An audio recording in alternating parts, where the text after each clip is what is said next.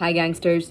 I'm going to be talking about high volume pulse, why you see it, where you see it, how you can elicit it, all in one singular video. Let's go. So first off, what is a high volume pulse? Again, it's not about the pulse, it's about the blood pressure. So SBP minus DBP, that's the pulse pressure. If your pulse pressure is more than 60 mmHg, it's considered high volume. The normal one is usually from 40 to 60. Let's understand this with an example, the classic one, aortic regurgitation. So in this, during diastole, most of the blood that's entering your aorta is regurgitating back into the left ventricle. So there's increased end systolic volume.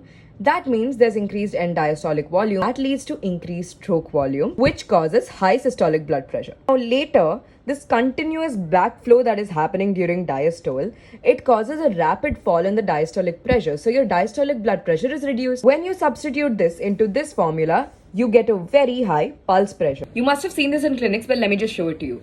You're palpating the patient's pulse.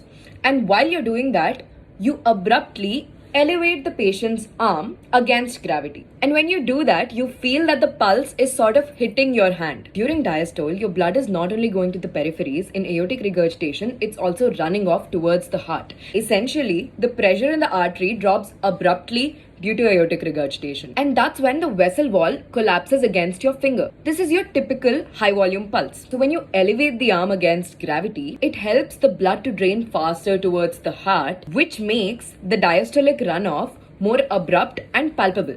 And that's what you feel here. Also, let's not get confused with the terminology. Water hammer pulse is the pulse I just described to you. Collapsing pulse is the method of eliciting it.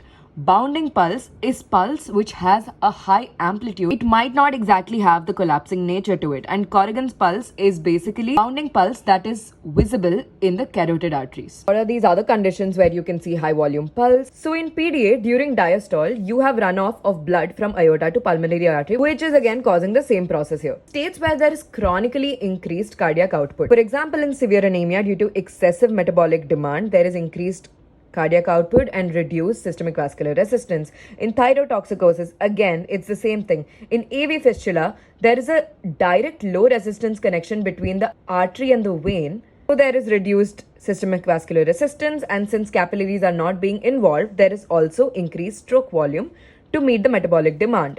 And in beriberi again, due to anaerobic metabolism, there is lactic acidosis that causes arteriolar dilation. If you want me to explain these things in detail, I can do it later.